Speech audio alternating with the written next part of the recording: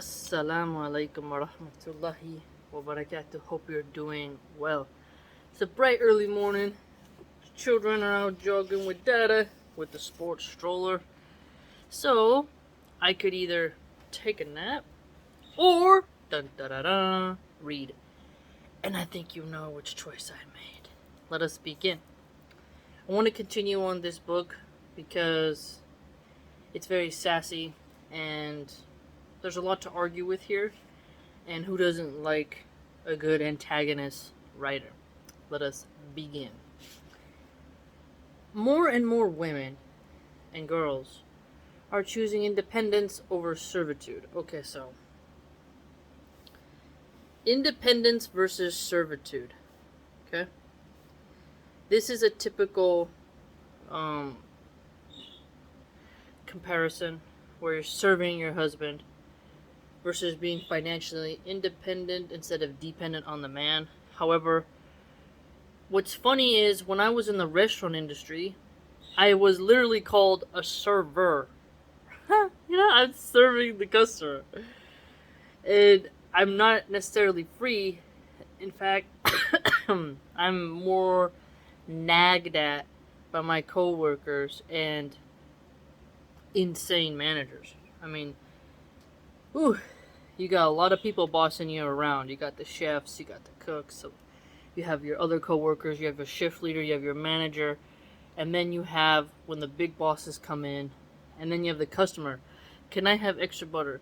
I don't like this pastry. Can I have a different one? Oh, you didn't make this steak right. Oh, I don't want this side dish. Oh, I said I wanted dressing on the side.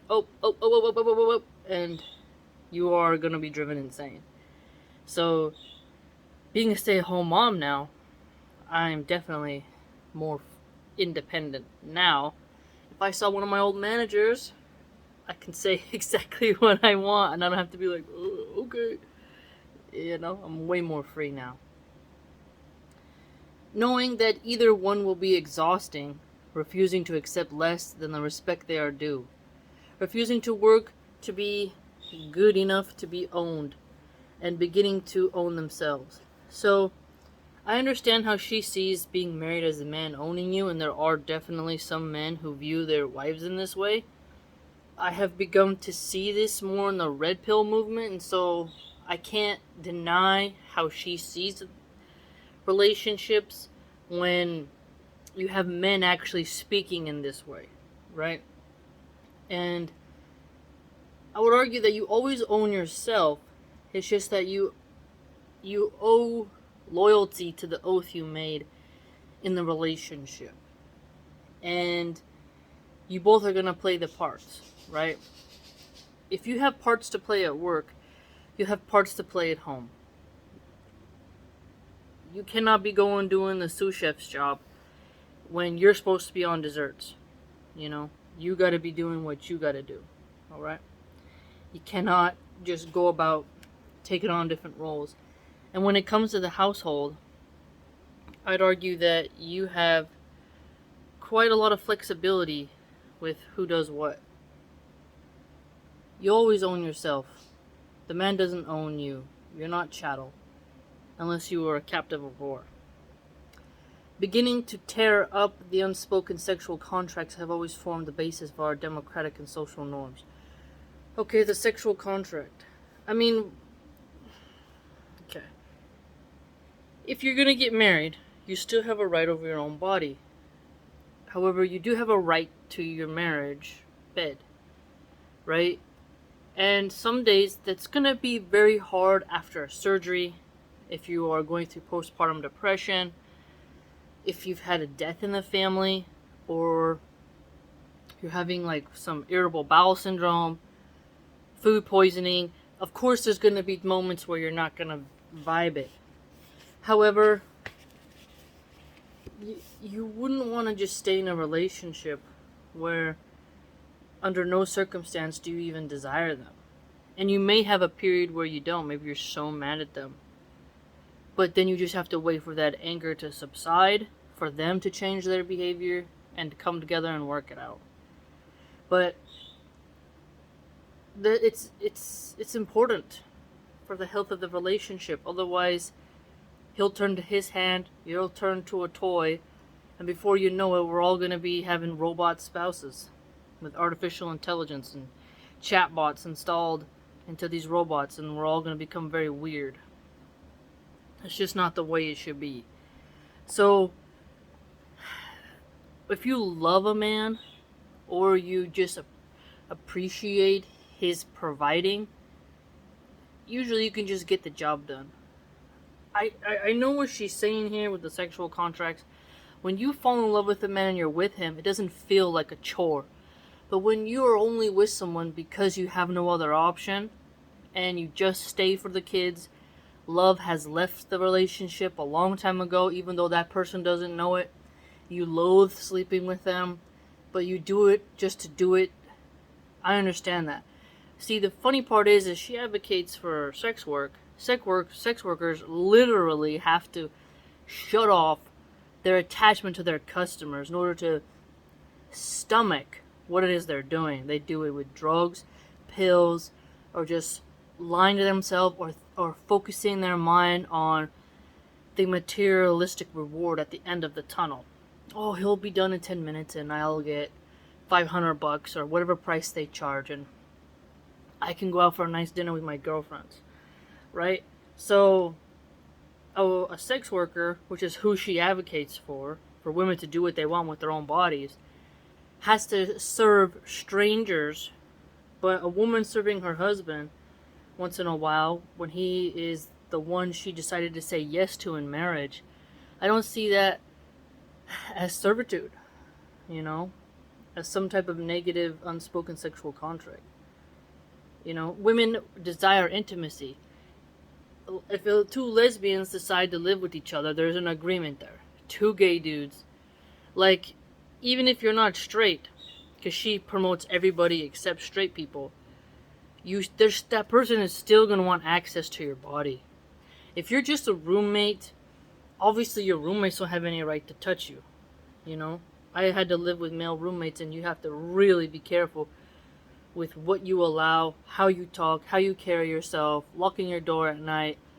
You got to be super careful. You cannot be too nice, okay? You got to be rigid, cold, and a bitch, almost. Because if you're too soft or you look at them too long, they start thinking things, and all you need is part of the rent to be paid. They're nothing. They're just roommates. So you have to be careful in that circumstance. But if you have a person you're living with who's your significant other, that's quite a different thing, okay? Because you've entered into, a relationship. It's quite strange.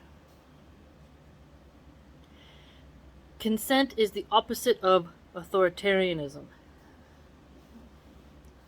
Transforming a culture of coercion into a culture of consent can reshape what it means to be human. Yeah, I think it's wrong if a man is coercing a woman into something she doesn't want to do, but sometimes a woman can coerce a man as well.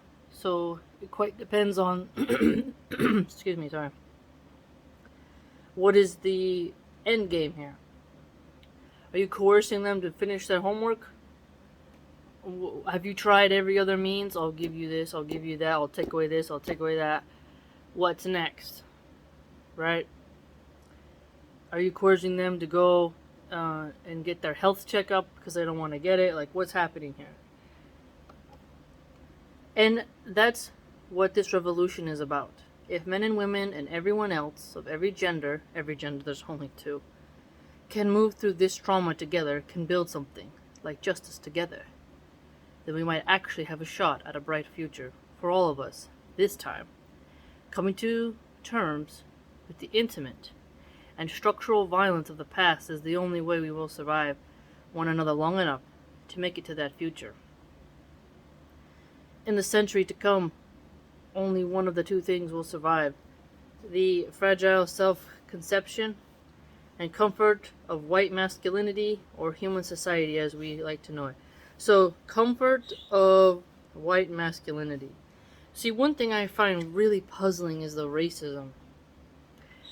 I'm shocked how, if you were to switch the race, You would literally have your life ruined. You'd have your life ruined. You would be probably murdered or assassinated. But to shame white men who are the French, the Russians, the Ukrainians, Italians, Germans, Polish. I mean, it's enormous how many millions of men that is. You know? And to just lump them all together. And some people are from different countries and look white. Right? And you're like, what's going on here? She just really has a deep hatred for straight white men and straight white Christian men. There is everything to fight for. All we need to do is ask for it. I wonder if she ever had like a white boyfriend that she really liked and he didn't like her, and that was the beginning of the end. Okay, her next chapter is without our consent. The first thing to understand about consent is that it isn't a thing. Consent is not an item or a possession. It is not an object you can hold in your hand or a gift that can be given and then rudely requisitioned. Consent is the state of being. Giving someone your consent sexually, politically, socially is a little like giving them your attention. But now hold up here. When you're talking about consent sexually, I'm with you there. Obviously, no one has the right to override your no. You say no, it means no. No. No. Anyone violates your no, then you have self-defense. Because you've rejected their advances. Right? And they don't have an entitlement to your body. Okay? They can be upset, pout in the corner, but at the end of the day, you are a woman, you're a man, you say no, no means no. Okay? Politically, I don't know what you mean by that. Because your voting in a certain system can count. Socially, okay, what are we talking about? Let's see if she elaborates for us, because I really am not getting it. Because this is when you can start with something good, and then leftists always go like nuts with stretching a term and then sticking it to things it doesn't belong to. It's a continuous process. It's an interaction between human creatures. I believe that a great many men and boys don't understand this. I believe that the lack of understanding is causing unspeakable trauma for women, men, and everyone else who is sick of how much human sexuality still hurts. Well, men should be taught, like, when a woman says no, it means no, but there are very evil men that they like for a woman to say no, and she supports porn, which actually produces and allows content where there are genres where the woman doesn't want it, or the man or the tranny doesn't want it, and the person does it anyways, which is very saddening and sickening. But once you open the box towards adult entertainment, men, they get so perverted that they just go deeper and deeper and deeper and deeper. And that is a big problem. Men buy and consume porn, produce porn, and they like pimps like Andrew Tate, who also produce porn. And so then you have the problem. You have a big problem. And then Andrew Tate himself, filming him beating a woman with doing BDSM stuff and being aggressive and violent with her, and then basically promoting violent sex, right? So a lot of men will blur the lines, and then women who have a mental lenient, like they lean towards violence because they have something going on in themselves, ruin it for the precious little doves who should be treated better. And then the rough man plucks the feathers of the good girl and leaves her as a naked chicken on the ground, ready to be eaten by foxes. It's quite sad what a wicked man can do to a good girl. It's very sad. I believe that the lack of understanding is causing unspeakable trauma. We need to talk about what consent really means and why it matters more, not less, at a time when women's fundamental rights to bodily autonomy are under attack across the world. No, you cannot compare abortion culture to um, the sex stuff. Because I'm with you on bodily autonomy. I don't think a government can force a jab into you because of a global pandemic. Alright? That's my body. You don't have a right to make me take any medical procedure to go to college, to go to work, or to take a plane, a flight on a plane. Okay? Now, I believe I have control over my body in all circumstances. In marriage, everywhere. If I don't want you to touch me at a specific time, leave me alone. Okay? If you can pet a cat and the cat scratches you, a woman has a right to just be like, no, I'm like not there. You don't get to paw at her like a bear on a tree, It's just not good. But I think she's getting with the abortion stuff here. We still get consent all wrong, and we still have to try to get it a bit less wrong. For all our sakes. So how are we supposed to summon into being a culture where consent is the baseline of sexual interaction? Let's start with the bad news. Well, you just tell boys and girls, because there's some girls who, lesbian, they go and they touch on the good little girls who are just like, I don't know what you're doing. They take advantage of them because they're so naive and so protected that they haven't been exposed to porn. And there are older lesbians and bisexuals who will prey upon little girls. And there are older men who prey upon little boys. So I always tell my daughter, and I'll tell my second when she's older, no one has a right to touch your body. Nobody. You don't like something, say, don't touch me, please. No touchy. No touch. No touch. I do not consent. Don't touch me. So if there's a kid at school who is like pinching her or trying to touch her and she doesn't like it, don't touch me. They do it again. I said don't touch me. You have a right for self-defense. Use physical force to stop the threat. No one is allowed to touch you. Not a teacher. If you don't want someone to put their hand on you and rub your shoulder or do anything like that, don't touch me. Don't touch me. Nowhere on my body. I don't want you to touch me. You don't have a right to touch me. Period. And some people might be like, oh, what's the big problem, What's this, what's that? There's a lot of perverts. There's too many perverts in this world. Alright? Kids gotta know they have bodily autonomy. Don't freaking touch me. That is good.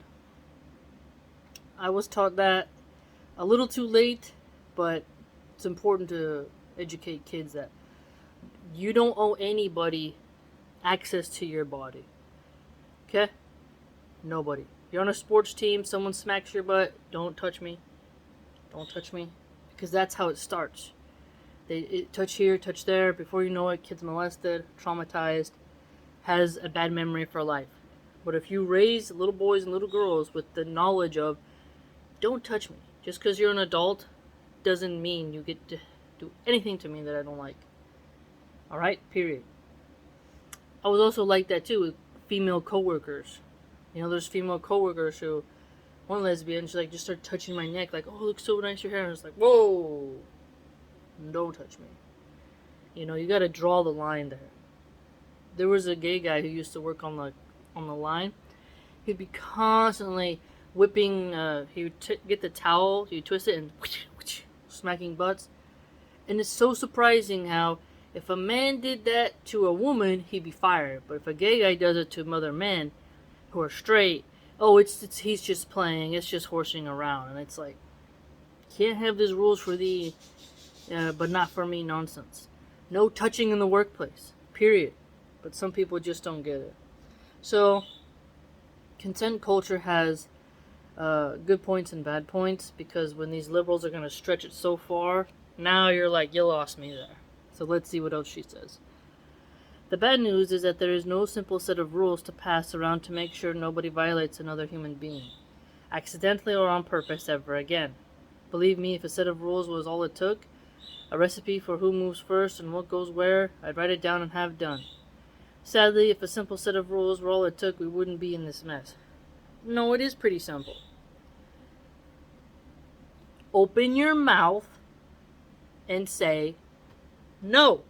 No. And then use whatever force you have to make it stop. Your words, your hands, Second Amendment. A man you're in an elevator and he tries to touch you and you say stop, stop, stop. Pow, pow, pow. Bam.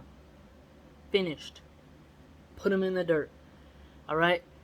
Men have to fear touching women who are not their wives and whatnot. But women also have to know that you have to be educated, train with self-defense, have your Second Amendment, be careful where you walk. Certain neighborhoods are worse than others, and be brave to tell someone to stop. Some women shut down. They're really shy, and those women need help to get that courage up, because some men, they like picking the shy girl to vampirize her energy. I remember there was one really sad video where a girl, she was maybe 12, she was working at a fruit stand in India, and the man just grabbed her chest, and she just stood there like just this innocent little dove, and she didn't know what just happened really, and she was so afraid, and the man filmed it because he knew what he was gonna do, and he was probably like 45, and a stranger, and it was incredibly sad, and it made me wish he could get the death penalty. But he did that on purpose to a shy little cute girl who was just working at a fruit stand. Okay? And so, teaching girls to be bold and brave helps them.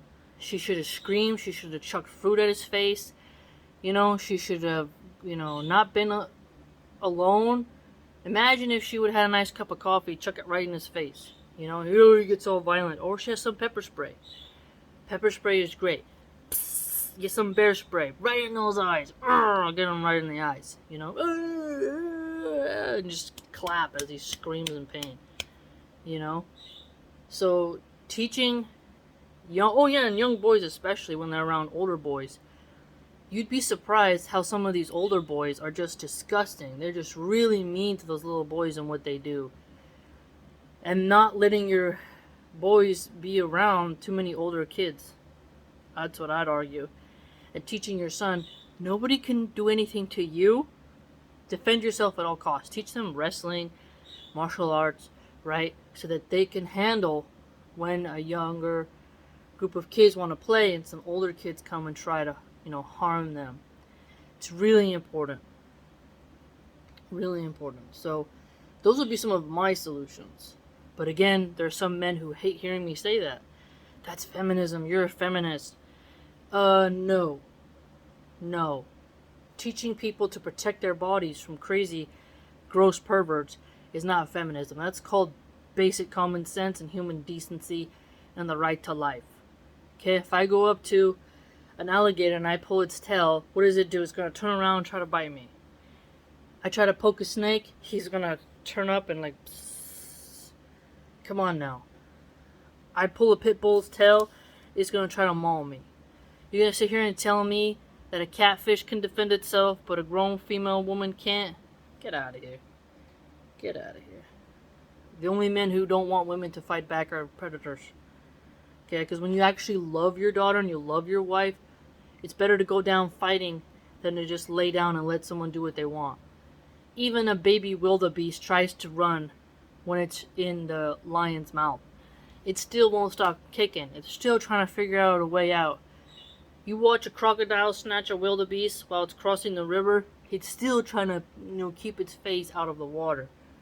You keep fighting till the end. That's what you do.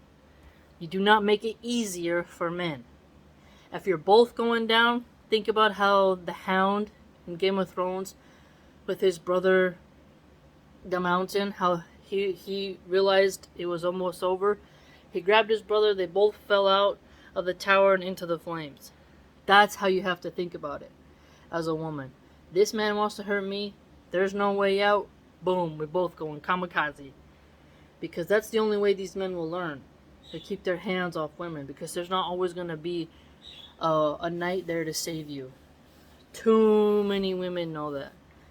Alright? It's nice to think there's going to be Prince Charming running up to save you with his sword on his nice stallion. But half the time, that's not going to happen, as crime reports show. So you must be brave. So I agree with the consent laws, but I think, like I said, she's going to take it to the politics. We'll see where it goes. See where it goes. Spicy book as always. Hope you enjoyed. If you'd like to join my blog, it's www.subscribestar.com/MilahanArchive. Hope to see you there.